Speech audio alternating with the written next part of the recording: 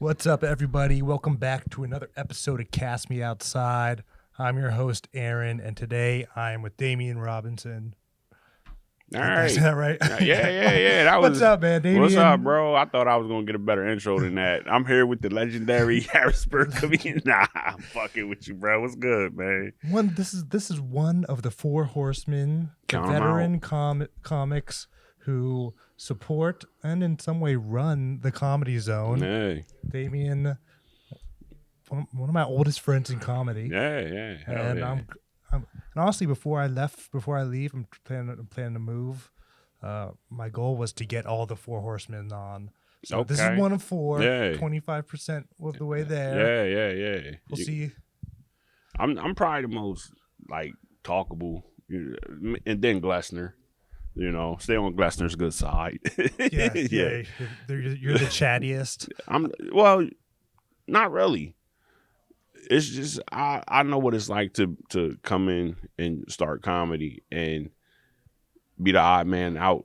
You know what I'm saying? So I don't want that to be for anybody coming here underneath me. If I'm still here, whoever's coming in here, I want them to feel the love. You know what I'm saying? I want people to come in here and be like, yo, if anybody, Damien was always the cool one. You know what I'm saying? Yeah, Damien always willing to share and open up and talk with you. Yeah. And Yeah, a lot of life experience. Have you started over comedy in other scenes? Nah, I've been to other scenes though. I've been to Philly, Baltimore, New York, Virginia, West Virginia, North Carolina. Yeah, but not long term. Nah. I don't plan on moving from this area for a while. And I'm gonna tell you why. This is a great area to get your base and to build out from, because you have within a 4-hour radius almost 1,000 comedy clubs. Yeah, we have 3 major cities, if not more. Yeah, you have more. You got Baltimore, Washington, Philly, New York, Buffalo, Pittsburgh, and parts of Ohio, and parts of West Virginia, and parts of Virginia.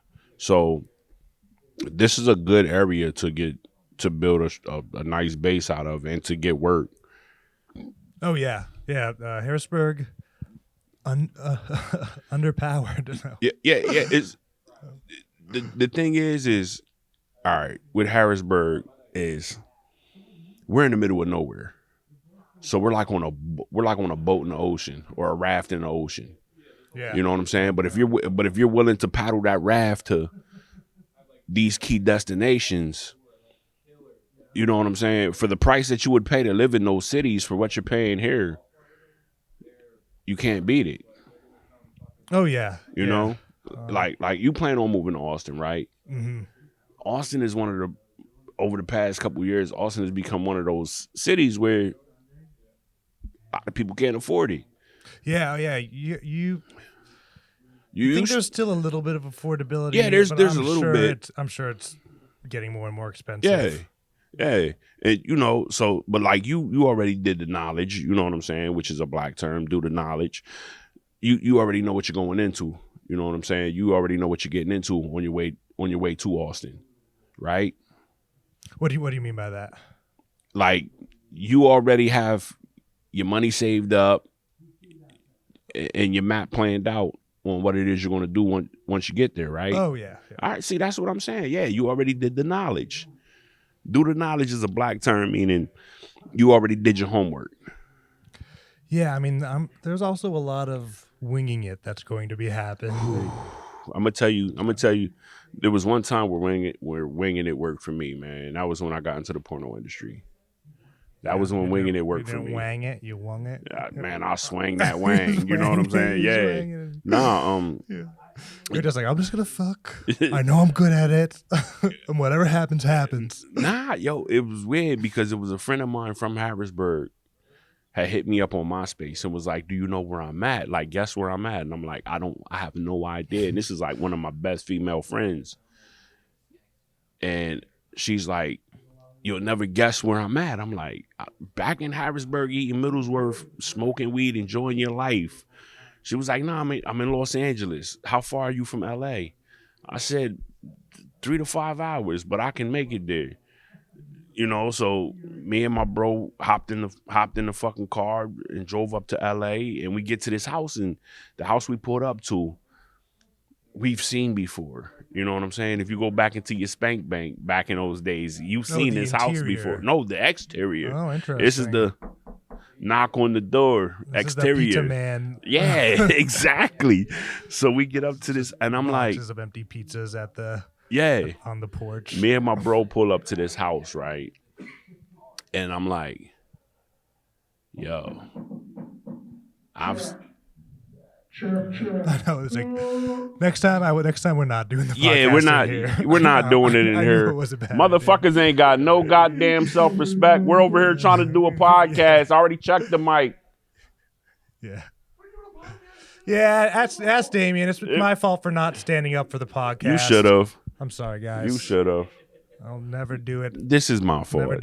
I'm sorry. Never do a live podcast again. You know what? All these guys are masturbating back here. I'm not going to move the camera, but I don't know why they're so turned on. They're jerk offs. It's fucked up. They can't let two black men have a conversation, bro. This is Black AA Ron.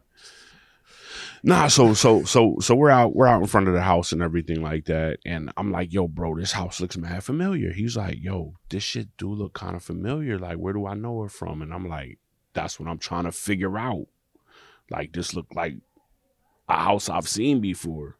Is this the Full House? No, that's San Francisco. Yeah, exactly. Nah, this is some Los Angeles, like going towards Beverly Hills house. And so we knock on the door. A couple minutes later, this chick with these busty ass titties just come to the door. White lady. Hi. We're like, hey, what's up? Oh, you must be here for the new girl. New girl. What's going on? Oh, just come with me. So me and my brother start walking through this house. Now this house, the hallway is like, I want to say about 6 feet wide. Yeah, it's a big house. Yeah. But you don't know how big it is until you start walking through this motherfucker. Because when you get there, like, you know how houses on the East Coast, your living room is in the front of the house. Yeah. For the most part. This house, the living room was in the back of the house. I never noticed that. So we had to walk through all these bedrooms, past all these bedrooms. It was like 4 or 5 bedrooms that we had to walk past in the bathroom. But we walked past one of the bedrooms, and I looked over, and I seen people fucking with the door wide open. So I reach back, and I'll start slapping my bro like, really well. Look in there. Yeah, you know, I'm like, look in there. So he looks in, and he starts grabbing me, you know, because being a young man, every young man's dream is to be in porn or at least fuck a porn star. So I point that out to him. We're walking down the hallway. We get into the living room and it opens up. It's like a kitchen over here, living room right here, but you got to go down these stairs and shit. And we go into this big ass living room, and there is almost every black porn star from the years 2002 to about 2015, 16. Every black porn star. I'm talking female and male. Yeah, female, male, just hanging out. Yeah. Pinky, Carmen Hayes, Cherokee, you name it, they're there. They're at this party. It's a fucking barbecue we're at, bro. Okay, yeah. We're at a porn star barbecue, and they're fucking and they're doing scenes and shit. They're getting their side hustle on in this house. Doing scenes, grabbing a dog and a burger, getting back at it. Bruh, yes. In my mind, they're all naked, but they were clothed, right? Some. Okay. Some were naked. Some were clothed. Yeah. Some had their own agendas going on, and I'm some were short, some were tall. I just walk in, and it's like a night at the Roxbury. When they finally get into the Roxbury, and he's like, "What's up? What's up? What's up? What's up?" I'm just in there like, "What's up? What's up? What's up?" Will you sign my penis? Nah. I know you wouldn't say that. Sign my ditty or you. Sign my ditty or you. Nah. So like I'm just like, oh shit, like yo, like I'm mind blown. Like too much information is coming in right now because like literally. Yeah. I just spanked my bank right before so now I'm like, I'm horny and I'm nervous. No, I'm amongst the players that I just fucking was, you know what I'm saying? It was weird, man. And like after about a few months of chilling with these people, I wound up getting into it myself, you know, and it was crazy. I went in and you know they give you the application, so to say, and I filled it out, man, and it was just like, whew, you know what I Just mean? a fucking whirlwind of pussy. Then after that, basically, No, or no, no. it was just like, I only fucked a few of them. I only fucked a few females, man. I got paid, and then I did some other things in the industry, like produce music and help setups. You know what I mean? Uh, but yeah, man, it was just like there's other ways to get paid. Like once I realized you can get paid more, uh, and have a longer career without fucking. yeah, man, it looks like that wears people out. I mean, definitely the chicks. I mean, obviously, but Not even the chicks. A lot of them once they retire, they actually find love, and that's what you know what I'm saying. Like this is one thing I've learned about the porno industry is that they don't treat this shit like a relationship. It's just a job, and their job. These are people with their nymphos. You know what I'm saying? So they just go in and it's like, yo, if I can make a few $150,000, and a lot of them work with the same people over and over and over again. Yeah, so you do have a professional relationship. Yeah. You know, there's a few of them that I would love to shout out. You know what I'm saying? Shout out my homegirl Carmen Hayes, who always kept it 100. Shout out my boy Byron Long. You know what I mean? Byron Long. Yeah. You earned that name. Oh, pause. Yeah. Yo. Shout out Obsession, you know what I'm saying? I even dated one, man, and shout out to Stacey Cash. You know, she was my sweet thing. Even though she was in the industry, like I didn't look at her as a sex worker. I looked at her as a human being, and that's what we found some attraction to. Yeah, but before you met these people and like became their friends, Yeah. Were you always, of course, maybe you wanted to fuck them, but were you always like, I never would want to be the guy who dates them? Nah. No, you were always kind of open to it. I'm a man whore. Yeah. Like, listen, bro, I talk about eating ass and yeah. my wife squirting pussy juice on my face, and I like to get peed on. Listen, I don't care about people's past because everybody has a past. I only care about will you do right by me from this moment that we and move forward. If you can't give me that, then we can't build. You know what I'm saying? Yeah, for sure. You gotta live in the moment. Hey, like you can't be stuck. Yeah. Now, will I date a fucking streetwalker hooker? No. Hell no. Hell no.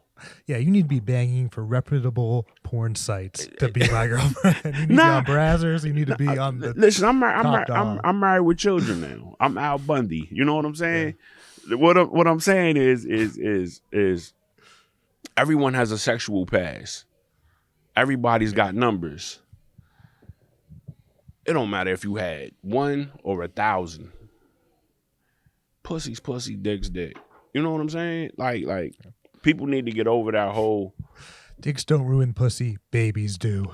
Not even really, because you get a good doctor that'll sew the vag back up. Doctor, like I asked after we had our last child, I asked the doctor, can you revive? Can you stitch that thing back up a little tighter? Mm-hmm. And he looked at me and was like, "Sir, it's a C-section." I said, "I know, but I've been doing a lot of damage up in there." The first one wasn't, no, yeah. You know what I'm saying? Yeah. So, nah, man, I'm just saying, man. Like being in the adult entertainment industry, it was fun. It was a learning experience, and it was something that I wouldn't trade for the world. Yeah, it's a crazy experience. So it started with just like someone hit you up for a cookout, and then you made the right connections. A few months later, I'm out there, and pick it down and yeah, man. It was a time. What a time to be alive. I can say that. What a time to be alive. Yeah, dude. I mean, obviously, I'm a consumer of porn. Yeah, and I bounce back and forth on the moralness of it. I try not to beat my sometimes just like beat your meat and move on. I beat my dick like it owed me money. Like fucking, yeah, you know what I'm saying? Every time that shit jump, whoop, chokehold, pow. Boom. You know what I'm saying? And I got a wife, so that lets you know pussy's overrated. No, I'm just joking. Exactly. She doesn't know you like you know you. Exactly. Oh my God. Yeah, that's just one of the stories, though, bro. Yeah, you just went with it, but you used it to make connections ultimately. Well, I made the connection before I got into it. Mm-hmm. You know, like it's weird though. Is when you tell them what you're gonna do, like they give you like a checkbox, and there's like 120 little boxes, and you check off. Yo, will do this, won't do the gay shit. You know, and like you. Okay, yeah. Yeah, sure. so you actually check down and you tell them what you're willing to do. What skills and preferences do you have? They don't even ask you the skills and preference. What are you willing to do for the money? And the more shit you're willing to do for the money, the more money they will pay you. You know what I'm saying? I know some quote unquote straight men who did gay porn, but still would have a fucking girlfriend or a wife at home. Yeah. Yeah. I mean, yeah, you hear about it all the time, gay for pay. Yeah. But I mean, I would still call them gay. And still call him gay. Yeah, you gay motherfucker. Yeah, I mean, I would. Damien. Yeah, listen, man. The for pay part, it's a nice detail, but it doesn't matter. Yeah, you're still gay. You giving up your manholes for money. Yeah, that's gay, bro. That's tough. And then how old were you when you did your first? I was 25. Comedy. No, let's talk about comedy. All right, let's talk about comedy. All right, something else. All right, my first time comedically. Whew, let me see. I'm 45. I've been doing this shit for 12 years. So about 33. Nice. I was about 33 when I got into comedy. And it was in Harrisburg? Yeah, it was right here in this room. This very room. Yeah, dude. Yeah, it used to be totally different. It looked like a scumbag crack house. These weren't here. Nah, none of this shit was here, bro. None of these chairs wasn't here. None of the only thing that's from the original room when I first started here are these little fucking signature lights around and these curtains are the only things that was here. Yeah, I'm trying to think. I came here years before I did comedy just to watch the show, and there's definitely no tables. Yeah. Nah, it used to be like the wrestling WWE backyard tables, and they was straight up and down in rows like that. There was like 4 or 5 rows going straight up and down this room. And there was a hole in the wall. Matter of fact, there was 2 holes in the wall. There was a hole in the wall about right there. Then there was a hole in the wall around Frankenstein's head and shit. Yeah. There was a big ass hole in the wall right there. This place used to be sketchy as shit, bro. Oh yeah, I mean parts of it are still sketchy. Yeah, but yeah, nah, I did my first shit at age 33. You know what I mean? And I never looked back. Did people always tell you? Yeah. How funny you were? Yeah. But I was like, man, fuck that, nigga. I got weed to sell, nigga. I'm out here trying to make rap records and shit, you know. Yeah, and it's hard. Like, definitely before the internet, like the path. I was just Forrest Gumping it, bro. I never planned your route. Yeah, I just lived. You know what I'm saying? Like, always wanted to be a rapper, so I started rapping. Yeah. And then I got dope at it, and motherfuckers was like, oh shit, like, nigga, you could really rap. Yeah, you know, a little something. And, you know, like, but comedy was always my first love, though. Mm-hmm. You know, stand-up comedy. I grew up listening to comedy records. Like, I still have comedy records to this day. I have one comedy record. I got about 40 to 50. Bill Cosby. Himself? Dude, I don't know. See, does he have another one like called Myself? Mm-mm. Okay. Mm-mm. I have himself on DVD. I don't know which one I have on like actual record. All right. Yeah, I got about 50-something comedy records. I know. I wish I could find some more. The thing about Bill Cosby records is you can find them at thrift stores. That's how I found mine. I found almost all mine at thrift stores. Oh, yeah, that's sick. Yeah. Second and Charles. Okay. They have a nice selection sometimes. Yeah, there's like a ton of records I feel like that aren't on like digital. Yeah. Nah, there's let me see. I was looking for Richard Pryor Wanted, I think it's called. I have that. And there's a ton of I George Carlin stuff. You have Wanted? I have what, 5 Pryor records. Yeah. 7 Carlin, 2 or 3 Robin Williams. Oh my God. I got 4 Moms Mableys. I got 3 Cosby, 2 Eddie Murphys, Rodney Dangerfield, Paul Rodriguez, Pigmeat Markham,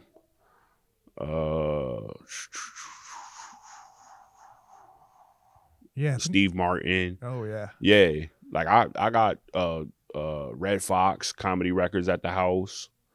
I think I got like 2 Red Foxes. I'm looking for more Red Foxes. I'm trying to find some Dick Gregory comedy records. Okay. I think he's only got like 1 or 2, but I'm trying to find those. Those are like the holy grail. Dick Gregory. Yeah. Okay. Those are like the holy grail for black comedy as far as comedy records go. Yeah, my first comedy CD my sister bought, it was Dane Cook. Okay. Harmful If Swallowed, I think is what it was called. Yeah. Yeah. Okay, yeah. Is that like 2007 ish? Comedy Central, Yeah, like yeah. that was another little mini boom. I feel like Dane like, brought a lot of people around him. Not like brought him up. I feel like it was all just so much energy. Comedy wouldn't be where it's at today without Dane Cook. Yeah. With the whole social media, regardless on how people feel about him, he brought comedy into the digital era. Yeah, I know. Yeah, he's still up there as one of my like defining influences of like, oh my God, this is the funniest thing I've ever seen. Like, just it's for 15-year-olds. It's for 13-year-olds. Like that's who his fans were. So like, who would you put on your Mount Rushmore? You only got 4 comics. Okay, yeah, this is tough. It'd definitely probably be Patrice. Robin Williams is probably on there.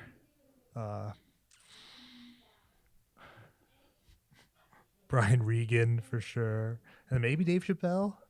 Okay. Maybe I'd take Robin Williams off and switch him with someone else. Why?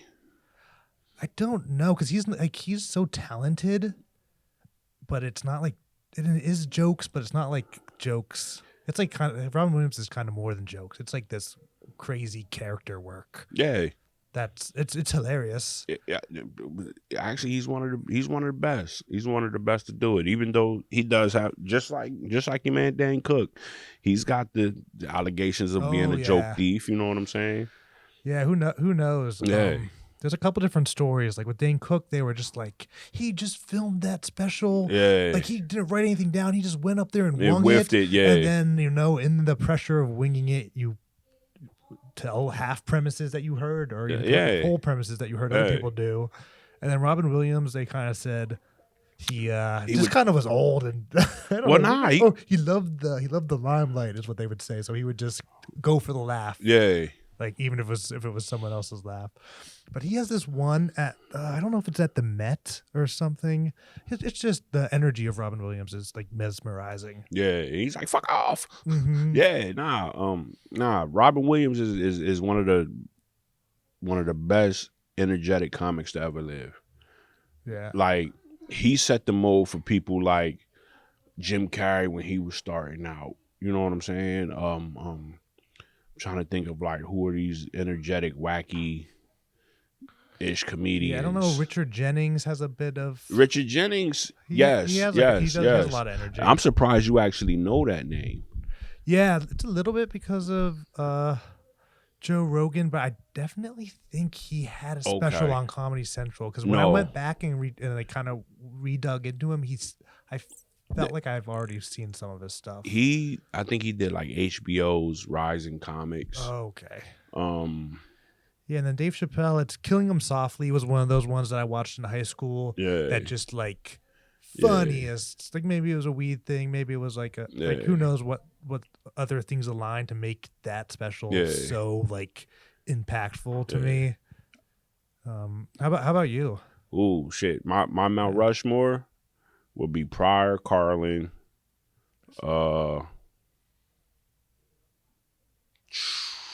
Patrice, and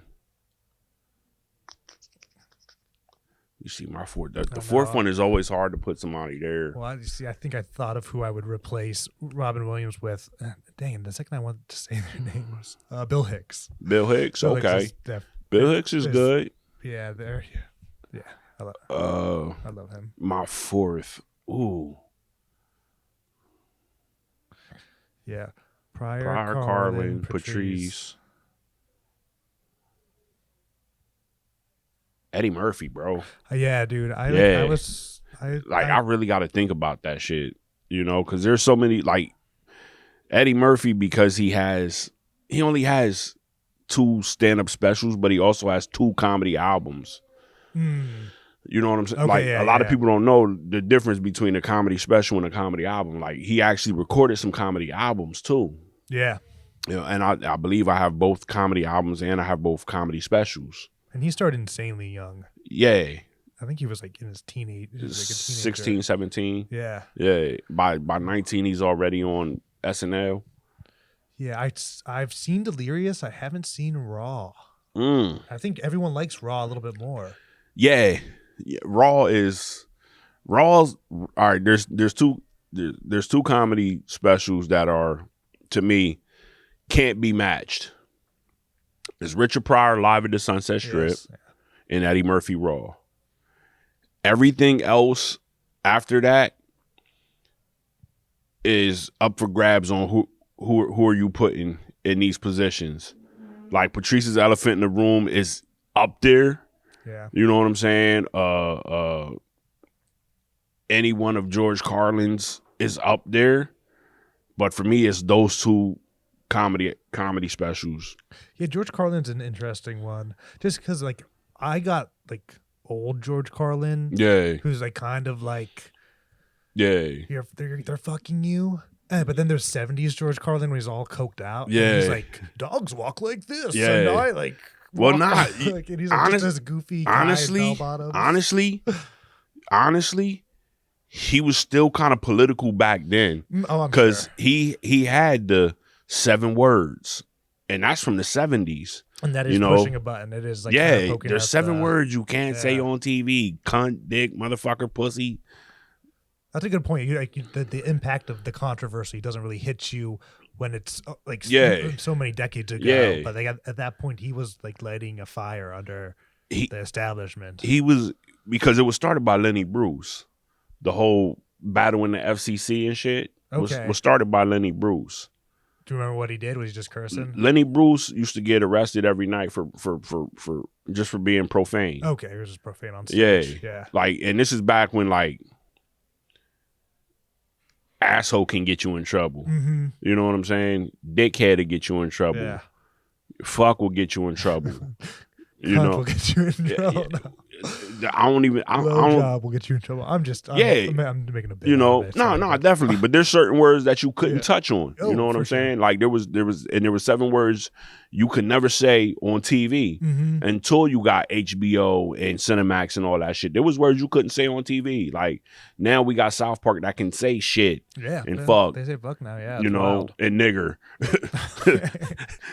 You know what I'm saying? But like if it wasn't for people like Lenny Bruce and George Carlin actually being arrested, and even Richard Pryor and Dick Gregory being arrested just for saying these words, we wouldn't be able to say them today. Put some skin on their skin in the game. Yeah.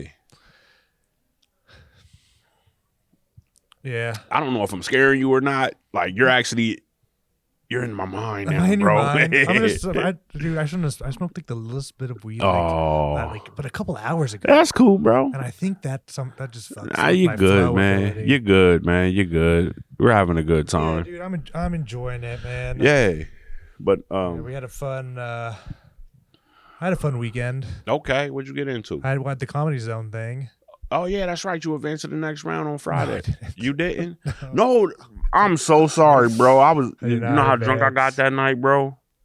Ooh, yeah, you're feeling good. I got the hell out of there. Yeah, I drank. I brought Henny with me, so I had it out in my car, and I drank it out in my car before I came in here. You can do that.